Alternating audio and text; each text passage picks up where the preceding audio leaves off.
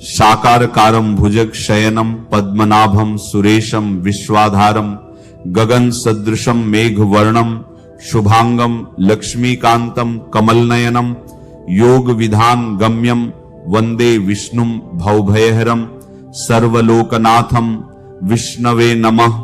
जय श्री कृष्ण। राधे राधे। वैशाख मास शुक्ल पक्ष की एकादशी को इसे मोहिनी एकादशी के नाम से जाना जाता है। मोहिनी एकादशी व्रत की ढेर सारी शुभकामनाएं आप सभी के जीवन में लक्ष्मी नारायण की कृपा से सभी प्रकार के सुख और समृद्धि की प्राप्ति हो। मोहिनी एकादशी का व्रत सभी प्रकार के पाप और ताप को नष्ट करने वाली है। इस व्रत को करने वाला सांसारिक मोह मायाजाल आदि के बंधनों से मुक्त हो जाता है। चोरी, हत्या, दुराचार आदि समस्त पापों का नाश करने वाला यह परम उपयोगी व्रत है। इसके प्रभाव से अनेकों गोदान का पुण्य फल प्राप्त होता है। इस दिन विशेष प्रकार से भगवान विष्णु, माता लक्ष्मी, भगवान बांके बिहारी जी और भगवान विष्णु के मोहिनी स्वरूप की पूजा करनी चाहिए। तो आइए सुनते हैं मोहिनी एकादशी व्रत की कथा। तो बोलिए प्रेम से भगवान विष्णु की जय, माता लक्ष्मी की जय, एकादशी माता की जय, सर्वदेवी देवता की जय। बहुत समय पहले की बात है। एक बार भगवान श्री कृष्ण के मुखारविंद से अनेक प्रकार की कथाओं का श्रवण करते हुए पांडुनंदन महाराज युधिष्ठिर ने उनसे कहा, हे भगवान, आपकी अमृतमय वाणी में इस कथा को सुना, परंतु हृदय की जिज्ञासा नष्ट होने के बजाय और भी प्रबल हो गई है। अब आप कृपा कर वैशाख शुक्ल पक्ष की एकादशी के व्रत का विधान एवं महात्म्य वर्णन कीजिए। मेरे तृषित हृदय की प्यास को हरण कीजिए। पांडुनंदन के ऐसे वचन सुनकर भगवान श्री कृष्ण मुस्कुराते हुए बोले, हे राजन, अब मैं तुम्हें वह कथा सुनाता हूं जो महर्षि वशिष्ठ ने मर्यादा पुरुषोत्तम भगवान रामचंद्र जी को सुनाई थी। एक समय की बात है, भगवान रामचंद्र जी ने अपने गुरु वशिष्ठ जी के आश्रम में जाकर उन्हें प्रणाम किया और हाथ जोड़कर कहा, हे भगवान, आप कृपा कर मुझे कोई ऐसा व्रत बतलाइए जिसके करने से अनंत पुण्य फल की प्राप्ति हो और अनायास ही धर्म, अर्थ, काम और मोक्ष की प्राप्ति हो जाए। भगवान रामचंद्र जी के ऐसे वचन सुनकर वशिष्ठ जी ने कहा, हे वत्स, तुम धन्य हो जो तुमने इस प्रकार का प्रश्न करके लोक के कल्याण की कामना की है। अच्छा, तो आप सुनिए, वैशाख शुक्ल पक्ष की एकादशी का नाम मोहिनी है। यह मोहिनी एकादशी का व्रत जगत के समस्त मोह जालों और पाप कर्मों से मुक्ति करा देता है। मैं आपको इस विषय का एक अत्यंत प्राचीन इतिहास सुनाता हूं। आप सावधान होकर सुनिए।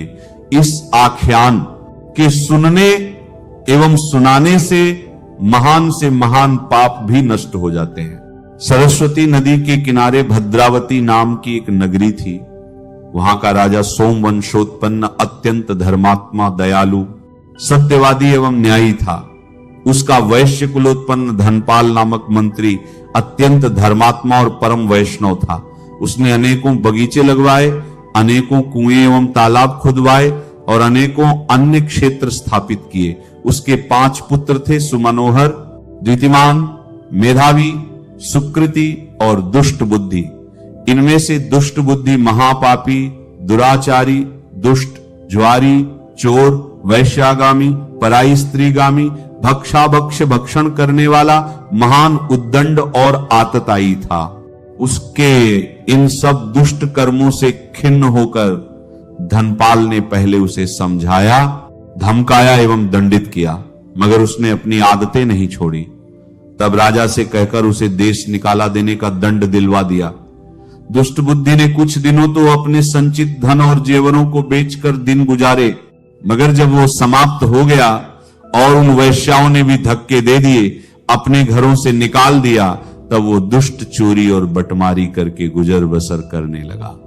पहले से वो पक्का कूटा हुआ बदमाश बन चुका था, इसीलिए राज कर्मचारियों की पकड़ में आता ही नहीं था, और अगर कभी आ भी जाता तो कर्मचारी उसके पिता के सौम्य भाव से उसे छोड़ दिया करते थे।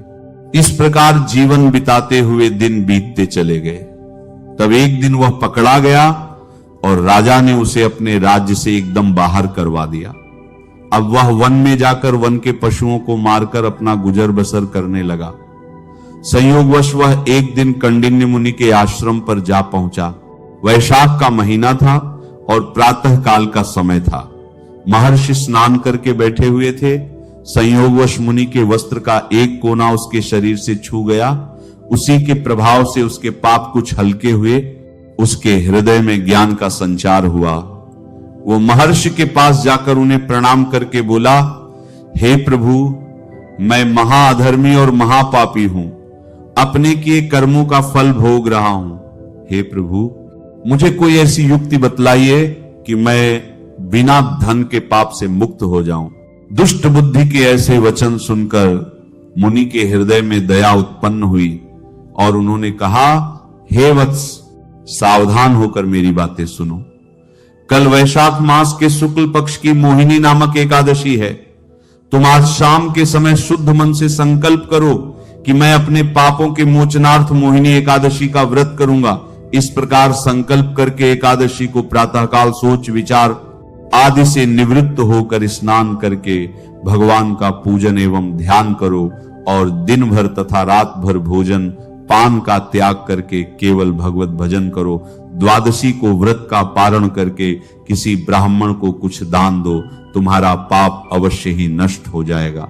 दुष्ट बुद्धि ने महर्षि के कथनानुसार मोहिनी एकादशी का व्रत किया और उसके प्रभाव से उसके समस्त पाप नष्ट हो गए और वह परम पद को प्राप्त हुआ। मोहिनी के समान सरल एवं फल देने वाला कोई दूसरा व्रत नहीं है। इस कथा को कहने एवं सुनने वाले को अनेकों गोदान का पुण्य फल प्राप्त होता है। वैशाख मास शुक्ल पक्ष की एकादशी तिथि प्रारंभ समय जो कि 26 अप्रैल 2026 दिन रविवार शाम 6:09 है और एकादशी तिथि की समाप्ति 27 अप्रैल 2026 दिन सोमवार शाम 6:18 है। सूर्योदय व्यापिनी के अनुसार सभी भक्तजन जो असमर्थ हों या वैष्णव हों सभी 27 अप्रैल 2026 दिन सोमवार को व्रत धारण करेंगे।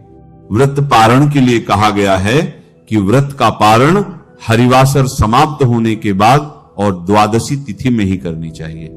द्वादशी तिथि प्रारंभ समय 27 अप्रैल 2026 दिन सोमवार शाम 6:19 है और द्वादशी तिथि की समाप्ति 28 अप्रैल 2026 दिन मंगलवार शाम 6:54 है।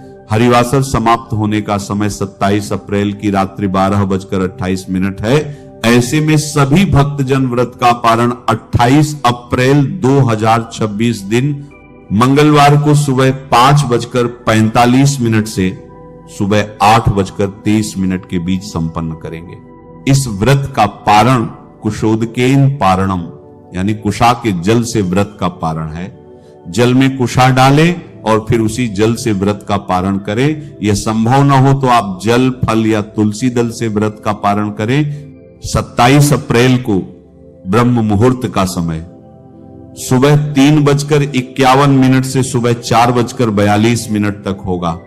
सूर्योदय सुबह 5:26, सूर्यास्त शाम 6:27 होगा।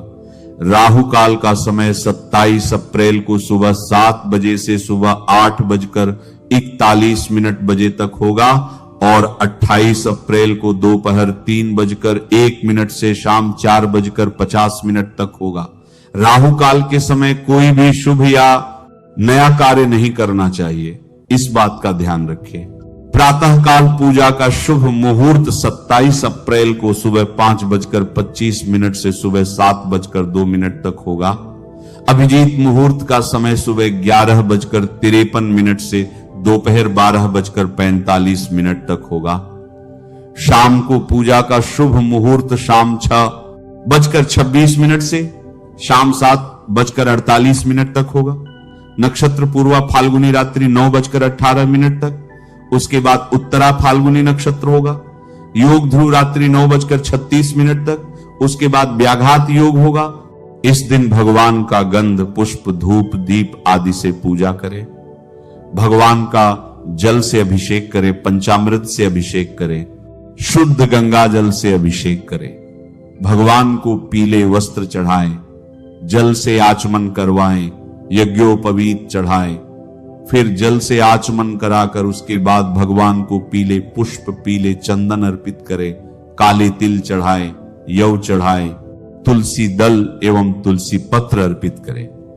उसके बाद धूप दीप दिखाकर अनेक प्रकार के नैवेद्य आदि का भोग लगाएं, जल से आचमन कराकर द्रव्य दक्षिणा चढ़ाएं, मुख शुद्धि के लिए पान, पत्र, सुपारी, लौंग, इलायची के साथ अर्पित करें। इसके बाद व्रत की कथा श्रवण करें और भगवान की आरती करें। इस प्रकार एकादशी के दिन सुबह और शाम के समय पूरे विधि विधान के साथ पूजन करें और अगले दिन जाकर सही समय पर व्रत का पारण करें।